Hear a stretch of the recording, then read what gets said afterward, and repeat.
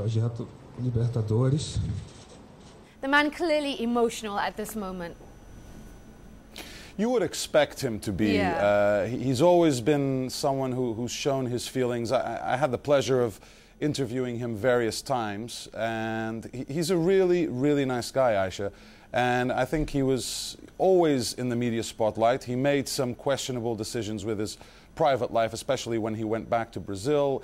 But I think we can't take anything away from the player he was. Definitely the top striker of his generation.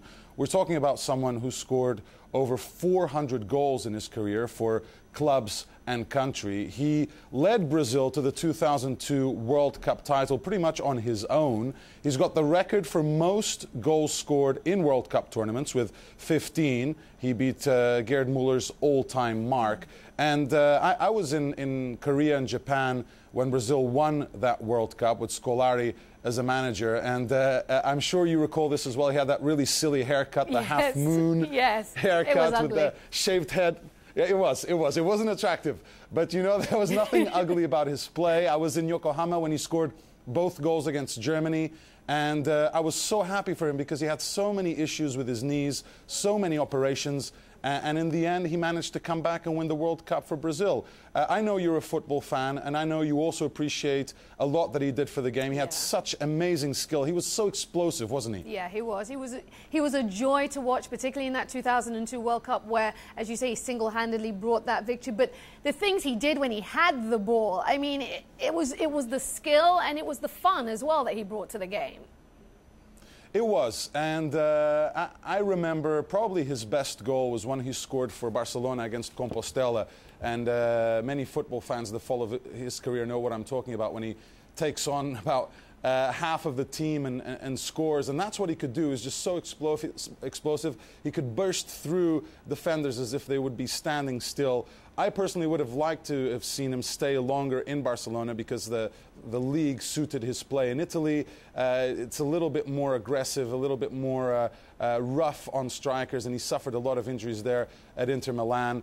And then, of course, he went to Real Madrid, where he scored a lot of goals, and people forget about that. Yeah. Today, when he was talking about his weight as well, Aisha, he let the world know that he had an issue with his metabolism. He had a disease that would require him now at this stage in his career to take medication, take hormones that would be illegal for a professional footballer to take. So he said that was another reason why he retired now. I think he received a lot of slack. When I was talking to one of my colleagues earlier today and we were talking about Ronaldo retiring, he said, that's the fat Ronaldo, right?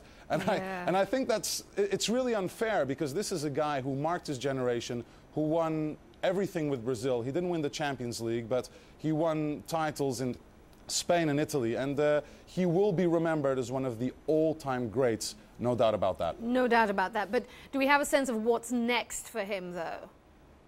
It'll be tough. He said in the press conference that we were following earlier, he said that he would like to stay with Corinthians, however they would like to use him.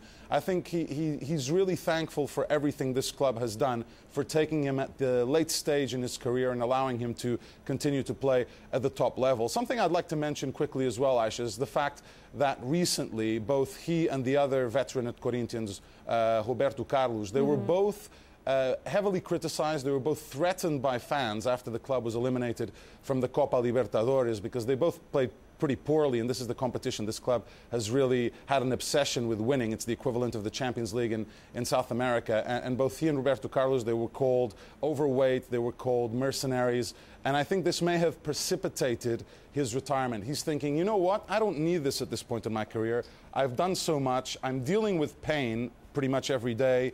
I'm dealing with my weight issues, and I don't need to be threatened by fans either. So Roberto Carlos, curiously, recently signed for a Russian team, so he left Brazil. Ronaldo is also now hanging up his boots, so that those last few weeks of criticism may have been the final nail in the coffin as far as his career is concerned.